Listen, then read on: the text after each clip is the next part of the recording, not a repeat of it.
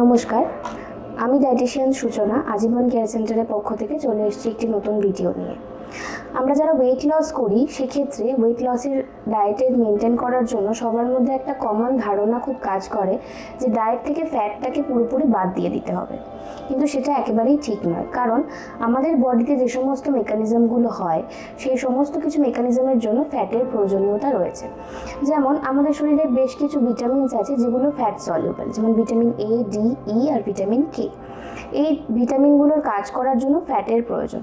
যদি ফ্যাট আমাদের ডায়েটের মধ্যে না থাকে তাহলে এই ভিটামিনগুলো প্রপার ফাংশন করতে পারবে না এবং তার ফলে এই ভিটামিনের ডেফিসিয়েন্সির জন্য নানা রকম প্রবলেম শরীরে দেখা দেবে।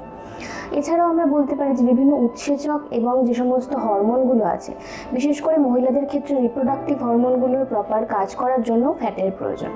তাই সবসময় একটা কথা মনে রাখবেন যে লো ফ্যাট ডায়েট আপনারা মেনটেন করুন, সেটা খুবই ভালো ওয়েট লসের ক্ষেত্রে, কিন্তু লো ফ্যাট কখনোই নয়।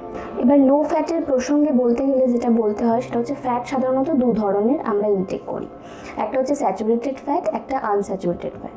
স্যাচুরেটেড ফ্যাটের মধ্যে যেগুলো পড়ছে সেগুলো হচ্ছে নর্মাল তেল, ঘি, যেগুলো আমরা আলাদাভাবে অ্যাড করি খাবারে। এবং আনস্যাচুরেটেড ফ্যাটের মধ্যে পড়ছে বিভিন্ন ধরনের বাদাম, নাটস এবং বিভিন্ন ধরনের সিডস। এই আনস্যাচুরেটেড ফ্যাট যেগুলো সেগুলোকে আমরা বলে থাকি হেলদি ফ্যাট বা গুড ফ্যাট।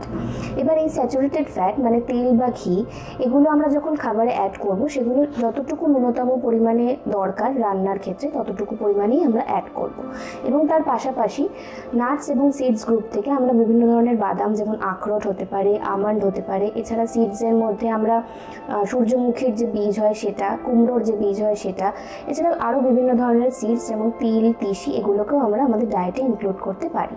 তো অবশ্যই এই ফ্যাটগুলোকে নিজেদের ডায়েটে প্রপার ওয়েতে ঠিকমতো উপযুক্ত পরিমাণে ইনক্লুড করুন এবং নিজেদের একটা সুস্থ, সুন্দর, হেলদি একটা ওয়েট লস জার্নি আপনারা তৈরি করুন। ধন্যবাদ।